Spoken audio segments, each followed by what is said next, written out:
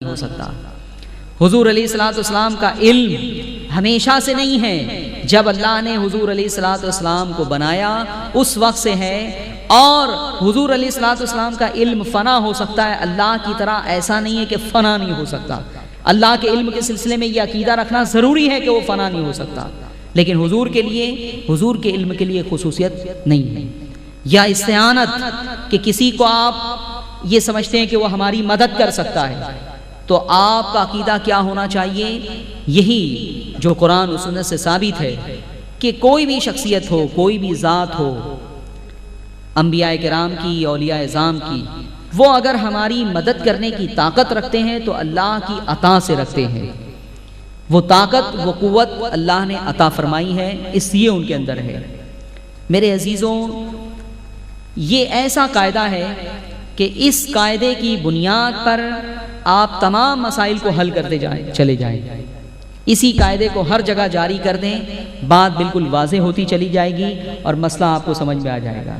کوئی اگر حضور علیہ الصلوۃ والسلام کے بارے میں عقیدہ یہ رکھتا ہے کہ وہ حاضر و ناظر ہیں، تو اس کا عقیدہ یہی ہے کہ حضور علیہ الصلوۃ والسلام کو یہ صفت اللہ نے عطا فرمائی ہے، حضور کی ذاتی نہیں ہے۔ تو ذاتی اور عطائی، ازلی غیر ازلی، ابدی غیر ابدی، مخلوق غیر مخلوق، یہ فرق جہاں بھی آپ نے جو ہے وہ کر دیا، بس یوں سمجھ لیجئے کہ شرک ختم ہو گیا۔ اب شرک کا حکم لگانے کی کوئی گنجائش نہیں ہے۔ اب بھی اگر کوئی شرک کا حکم لگاتا ہے تو زیادتی کرتا ہے، وہ ظلم کرتا ہے۔ بے شک شرک، جس کے بارے میں پروردگار عالم نے فرمایا ان الشرک لظلم عظیم، کہ بے شک شرک بہت بڑا گناہ ہے، ایک عظیم گناہ ہے، اور قیامت کے دن پروردگار عالم تمام جرائم کو معاف کر دے گا، ہر جرم کے مرتکب کو معاف فرما دے گا، لیکن شرک کرنے والے کو پروردگار عالم کبھی معاف نہیں کرے گا۔ لیکن ہمارا کوئی بھی عقیدہ شرک نہیں ہے، الحمدللہ، ہمارا ہر عقیدہ اسی قاعدے کی بنیاد پر ہے۔ حضور علیہ الصلوۃ والسلام کے لیے اگر ہم علم غیب کا عقیدہ رکھتے ہیں تو اسی تفصیل کے ساتھ ہیں، حاضر و ناظر مانتے ہیں تو اسی تفصیل کے ساتھ ہیں، مدد کرنے کی طاقت ہے اگر ہم یہ سمجھتے ہیں تو یہ بھی اسی قاعدے کی بنیاد پر ہے۔ اب اگر آپ یہ قاعدہ تسلیم نہیں کرتے تو میرے عزیزوں اور میرے دوستوں، یہی الزام لگایا جاتا ہے کہ اللہ کے سوا غیب کوئی نہیں جانتا، علم غیب اللہ کی صفت ہے، آپ مخلوق میں ثابت کر رہے ہیں، حضور کے اندر تسلیم کر رہے ہیں، تو یہ شرک ہو گیا۔ تو میرے عزیزوں اور میرے دوستوں، ہرگز شرک نہیں ہے۔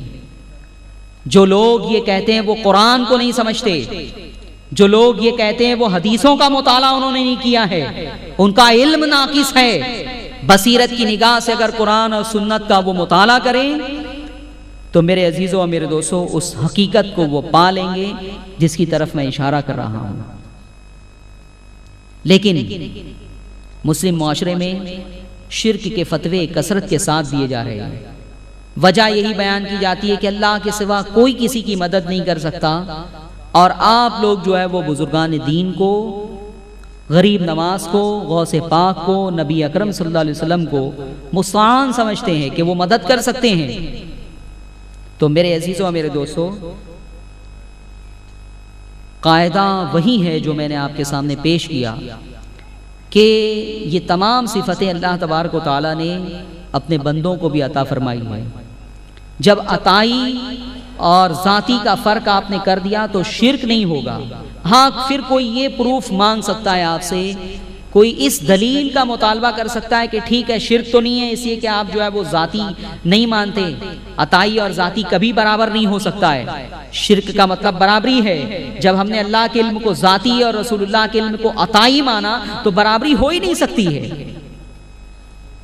لیکن کیا اللہ تبارک و تعالیٰ نے حضور علیہ الصلوۃ والسلام کو یا انبیاء کرام کو علم غیب عطا بھی فرمایا ہے؟ اس دلیل کا مطالبہ کیا جا سکتا ہے۔ تو میرے عزیزوں اور میرے دوستوں، بے شک اللہ تبارک و تعالیٰ نے اپنے محبوب کو غیب کا علم بھی عطا فرمایا، شہید بھی بنایا، حاضر و ناظر اور گواہ، اور مدد کی طاقت بھی عطا فرمائی، غنی کر دینے کی طاقت عطا فرمائی، زمین کے خزانوں کا مالک بنا دیا حضور علیہ الصلوۃ والسلام کو کہ جسے چاہیں جو چاہیں عطا کریں۔ اور ضمناً آج یہ بات جو ہے وہ دوران بیان آئے گی، لیکن سب سے پہلے تو میں آپ کو یہ بتاؤں کہ جو لوگ ان امور میں صرف اس بنیاد پر جو ہے وہ شرک کا حکم لگا دیتے ہیں کہ یہ صفت اللہ کی تھی، غیب کی صفت اللہ کی تھی، مدد کرنا اللہ کی صفت ہے، تو صرف صفت کا اشتراک، سیم صفت بیان کر دینا اگر یہی مشرک ہونے کے لیے کافی ہے تو پھر قرآن عظیم کی بے شمار آیتوں کا آپ کوئی جواب نہیں دے سکتے۔ بے شمار صفتیں قرآن میں بیان کی گئی ہے، وہی صفت اللہ کی بیان کی گئی، وہی صفت جو ہے وہ مخلوق کے لیے بیان کی گئی۔ سورہ بنی اسرائیل آیت نمبر 1 میں پروردگار عالم فرماتا ہے اِنَّهُ هُوَ السَّمِيعُ الْبَصِيرُ، بے شک وہ سمیع اور بصیر ہے۔ سمیع یعنی سننے والا اور بصیر یعنی دیکھنے والا۔ قرآن کی اس آیت میں اللہ تبارک و تعالیٰ کے لیے یہ صفت بیان کی گئی ہے، سمیع اور بصیر۔ سورہ نساء آیت نمبر 58 پروردگار عالم فرماتا ہے ان اللہ کان سمیعا بصیرا، بے شک اللہ تبارک و تعالیٰ دیکھنے والا، سننے والا اور دیکھنے والا ہے۔ یہاں بھی سمیع اور بصیر یہ دونوں صفت اللہ کے لیے بیان کی گئی ہے، لیکن سورہ دہر کی آیت نمبر 2 میں پروردگار عالم نے یہی صفت انسانوں کے لیے بیان کی، فرماتا ہے فَجَعَلْنَاهُ سَمِيعًا بَصِيرًا، پس ہم نے اسے سمیع اور بصیر بنایا، سننے والا اور دیکھنے والا۔ تو اللہ بھی سمیع ہے، بندہ بھی سمیع ہے، اللہ بھی بصیر ہے، بندہ بھی بصیر ہے۔ قرآن کی دونوں آیتیں ہیں۔ یہ کیا شرک ہو گیا؟ آپ مشرک ہو گئے؟ پوچھئے آپ لوگوں سے کہ اگر صفت کا اشتراک، سیم صفت جو ہے وہ ثابت کر دینا ہی مشرک ہونے کے لیے، دائمی جہنمی ہونے کے لیے کافی ہے، تو پھر قرآن کی اس آیت کا کیا جواب ہے؟ اس کے بعد رؤوف اللہ کی صفت ہے یا نہیں؟ رحیم اللہ کی صفت ہے یا نہیں؟ یہ بھی اللہ تبارک و تعالیٰ کی صفت ہے۔ قرآن مجید میں سورہ بقرہ آیت نمبر 143 پروردگار عالم ارشاد فرماتا ہے ان اللہ بالناس لرؤوف الرحیم، بے شک اللہ انسانوں کے لیے رؤوف اور رحیم ہے۔ یہاں پھر دو صفت اللہ کے لیے بیان کی گئی، رؤوف اور رحیم۔